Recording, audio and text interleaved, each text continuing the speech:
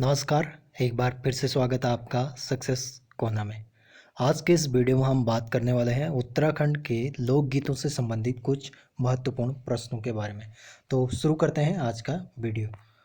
तो सबसे पहला प्रश्न है, लामण नामक प्रेम गीत किस क्षेत्र में प्रचलित हैं? यानी जो लामण नाम के प्रेम गीत हैं उत्तराखंड के किस क्षेत्र में जो है प्रचलित हैं? तो इसका आंसर है गढ़वाल के रवाई क्षेत्र में। गढ़वाल के रवाई क्षेत्र में। तो इन गीतों की खास विशेषता ये है कि इनमें हिमांचली और जौनसार भाबर की बोलियों का जो है प्रभाव देखने को मिलता है। ये लामण नामक जो प्रेम गीत है इनकी विशेषता है। अगले प्रश्न की ओर बढ़ते हैं। अगला प्रश्न है, गढ़वाल में बसंत ऋतु में गाए जाने वाले गीतों को क्या कहते हैं? तो गढ़वाल में जो बसंत ऋतु में गीत गाए जाते हैं उन्हें खुदेड़ या झुमेलो कहते हैं।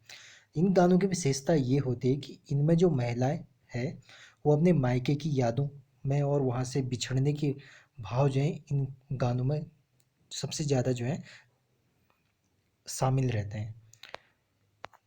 अगला प्रश्न है, झुमेलो किस प्रकार के गीत है? तो झुमेलो जो है नृत्य गीत हैं, यानी इन गानों के साथ साथ नृत्य भी किया जाता है।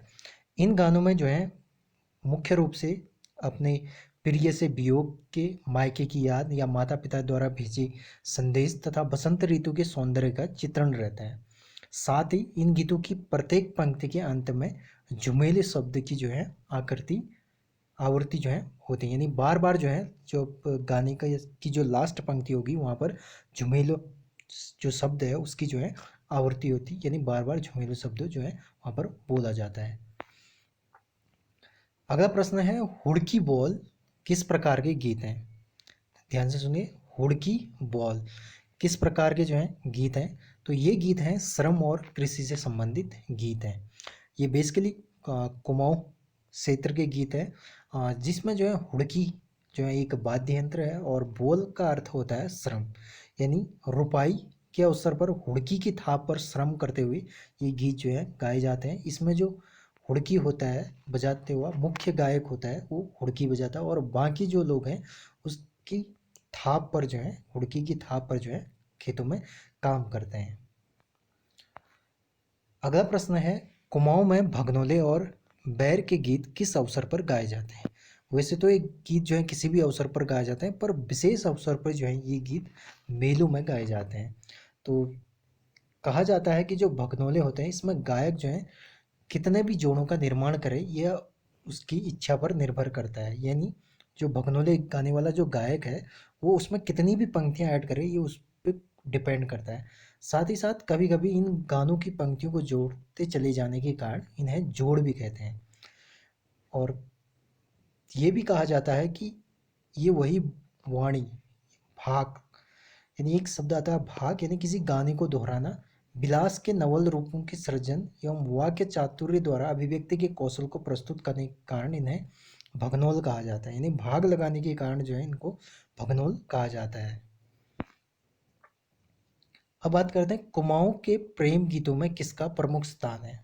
ठीक है, जो कुमाऊं के प्रेम गीत हैं तो उसमें जो है किसका प्रमुख स्थान है? तो उसमें जो है न्योली का जो है प्रमुख स्थान है, यानी न्योली जो है कुमाऊं की एक गीतों का प्रकार है जो मुख्य रूप से प्रेम गीत है। तो न्योली कुमाऊं की एक प्रमुख गायन पद्धति भी है।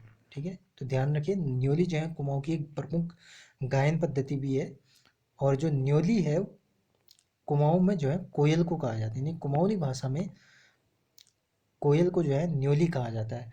और एक जो लोकल कहानियां हैं या किंवदंतियां हैं उसके अनुसार कोयल जो है जंगल में अपने प्रेमी को घूम जो है ढूंढते हुए गाना गाती है, तो इसलिए कोयल की मीठी बोली जो होती है उसी से जो है ये न्योली जो है जोड़ा गया है। अब प्रश्न है, राजुला मालूशाही किस प्रकार की लोक गाथा है? तो राजुला मालूशाही जो है प्रेम गाथा है और साथ ही साथ राजुला मालूशाही के जागर भी लगते हैं और एक महाकाव्य के रूप में भी ये है।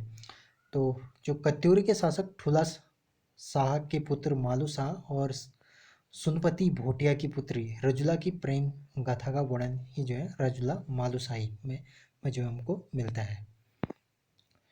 अब बात करते हैं प्रत्येक शुभ कार्य के आरंभ में गाए जाने वाले गीत कहलाते हैं। यानी उत्तराखंड में जो शुभ कार्य होता है उसके आरंभ में जिन गीतों को गाया जाता है उन्हें क्या कहते हैं? तो उन्हें कहते हैं शकुनाखर।